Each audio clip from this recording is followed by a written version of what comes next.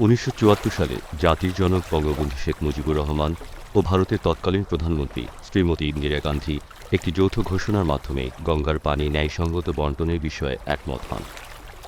পরবর্তীতে ফারাক্কা ব্যারেজ প্রকল্পের ফিডার ক্যানেল পরীক্ষামূলকভাবে চালু হলে ১৯৭৫ সালের এপ্রিল মাসে দুদেশ ৪১ দিনের জন্য একটি স্বল্পকালীন পানি বণ্টন ব্যবস্থাপনায় উপনীত হয়। এতে বাংলাদেশ সর্বনিম্ন ৪৪,০০০ কিউসেক পানি পেত।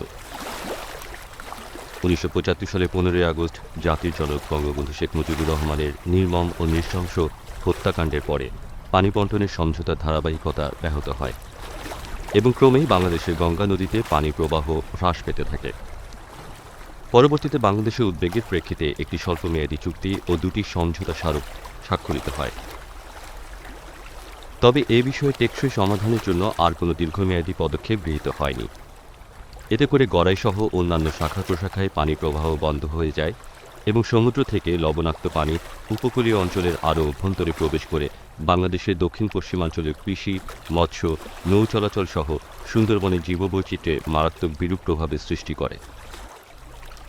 লবণাক্ত পানির অনুপ্রবেশ ও অতিরিক্ত পলিপতনের ফলে ওই অঞ্চলের নদীসমূহের নাব্যতা হ্রাস পায় এবং উক্ত এলাকায় সামগ্রিকভাবে পরিবেশের ব্যাপক বিপর্যয় ঘটে।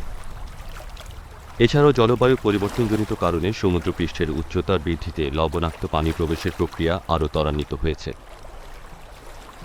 ১৯৯৬ সালে গণপ্রজাতন্ত্রী বাংলাদেশ সরকারের মাননীয় প্রধানমন্ত্রী শেখ হাসিনার ঐকান্তিক প্রচেষ্টা ও দূরদর্শিতায় ক্ষমতা গ্রহণের মাত্র ৬ মাসের মধ্যে গঙ্গা নদীর পানি বণ্টনের ৩০ বছর মেয়াদী একটি ঐতিহাসিক চুক্তি স্বাক্ষরিত হয়।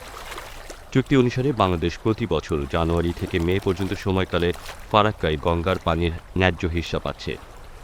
এছাড়া সংকটকালীন সময়ে অর্থাৎ ১১ই মার্চ থেকে ১০ই মে পর্যন্ত প্রতি ১০ দিন অন্তর ৩৫,০০০ কিউসেক পানি পাচ্ছে। ফারাক্কা থেকে প্রাপ্ত পানি দক্ষিণ পশ্চিমাঞ্চলের নদীসমূহে প্রবাহের জন্য গঙ্গা নদীর পানির উচ্চতা যথেষ্ট না হওয়ায় মাথাভাঙা, গড়াই, হিসনাসহ অন্যান্য শাখা প্রশাখায় শুষ্ক মৌসুমে পানি প্রবাহ সম্ভব হচ্ছে না। পানির উচ্চতা বৃদ্ধির জন্য গঙ্গা নদীর উপর একটি উপযুক্ত অবকাঠামো নির্মাণের কোনো বিকল্প নেই। এই জন্য গঙ্গা নদীর উপর কারিগরি ও পরিবেশ জ্ঞানের আলোকে একটি উপযুক্ত ব্যারেজ নির্মাণ করার প্রয়োজনীয়তা অপরিহার্য হয়ে পড়েছে। ২০১০ সালে বর্তমান সরকারের বলিষ্ঠ দিক নির্দেশনায় রাজবাড়ীর পাংশা উপজেলায় গঙ্গা নদীর উপর একটি ব্যারেজ নির্মাণের সিদ্ধান্ত গ্রহণ করা হয়।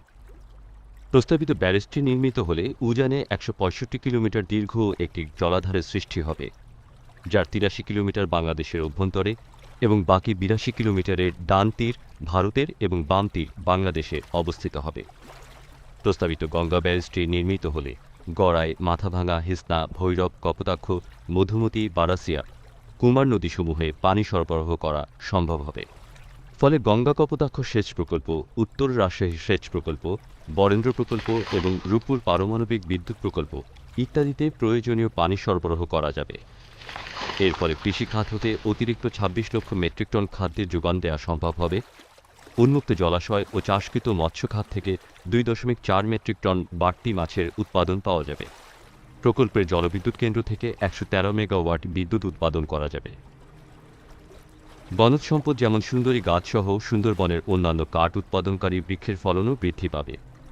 পানি প্রবাহ বৃদ্ধির ফলে রূপসা, মধুমতি, চিত্রা, ভৈরব, বেতনা, কপোতাক্ষ নদীসমূহে ও সুন্দরবনে লবণাক্ত পানি অনুপ্রবেশ উল্লেখযোগ্য হারে হ্রাস পেয়ে গ্রহণযোগ্য মাত্রায় চলে আসবে। পানি সরবরাহ বৃদ্ধি পাওয়ার ফলে মংলা, ঘাসিয়াখালী সহ দক্ষিণ পশ্চিমাঞ্চলের নদীসমূহে পলিপতন ও নদী ভাঙন হ্রাস পাবে, যা সড়ক ও নৌ যোগাযোগ ব্যবস্থার সামগ্রিক উন্নয়ন ঘটাবে। ব্যারেজটি নির্মিত হলে শুধু বাংলাদেশ নয়, ভারতও বিভিন্নভাবে উপকৃত হবে। এখানে উল্লেখ্য যে ব্যারেজের উজানে সৃষ্ট জলাধারটির ফলে উভয় দেশের ভূগর্ভস্থ পানির স্তর বৃদ্ধি পাবে। ব্যারেজের উপর ৪ লেন বিশিষ্ট একটি রোড ব্রিজ থাকায় বুড়িমারি, বেনাপোল, বাংলাবান্ধা ও হিলি স্থলবন্দরের সাথে সংযোগ স্থাপন করে ভারতের পশ্চিমবঙ্গ ও আসাম রাজ্যের সাথে স্থলপথে বাংলাদেশের যোগাযোগ স্থাপন করা সম্ভব হবে। ভারতের ধুলিয়ান হতে বাংলাদেশের গোদাগাড়ি, রাজশাহী রুটে নৌ প্রোটোকল অনুসারে নৌপথে পরিবহন ব্যবস্থার সুযোগ সৃষ্টি হবে। এছাড়াও ভারত গঙ্গা চুক্তির অতিরিক্ত পানি বাংলাদেশকে সরবরাহে সম্মত হলে তা হিসনা, মাথাভাঙা হয়ে ইছামতি, কালিন্দী নদী দিয়ে ভারতীয় অংশের সুন্দরবনের প্রবাহ বৃদ্ধিতে সহায়তা করবে। সর্বোপরি গঙ্গা ব্যারেজ প্রকল্প বাস্তবায়িত হলে বাংলাদেশ কৃষি খাতে ৫,০৮২ কোটি টাকা, মৎস্য খাতে ৭৪৪ কোটি টাকা, পরিবহন খাতে ৫২৯ কোটি টাকা, বনজ খাতে ৭৫৩ কোটি টাকা সহ অতিরিক্ত প্রায় ৭,৩৬১ কোটি টাকা লাভবান হবে। সম্প্রতি ২০১৫ সালে ভারতের মাননীয় প্রধানমন্ত্রী নরেন্দ্র মোদীর বাংলাদেশ সফরকালে বাংলাদেশের মাননীয় প্রধানমন্ত্রী শেখ হাসিনা যৌথভাবে গঙ্গা ব্যারেজ নির্মাণের জন্য আহ্বান জানান। প্রকল্পটি যৌথভাবে বাংলাদেশ ও ভারতের সহযোগিতায় বাস্তবায়িত হলে উভয় দেশই উপকৃত হবে এবং এটি হবে আঞ্চলিক সহযোগিতার একটি মাইলফলক। ফলে বাংলাদেশের ১/৩ এলাকা লবণাক্ততার অনুপ্রবেশ রোধ এবং সামগ্রিক পরিবেশ ও মানবিক বিপর্যয় হতে রক্ষা পাবে।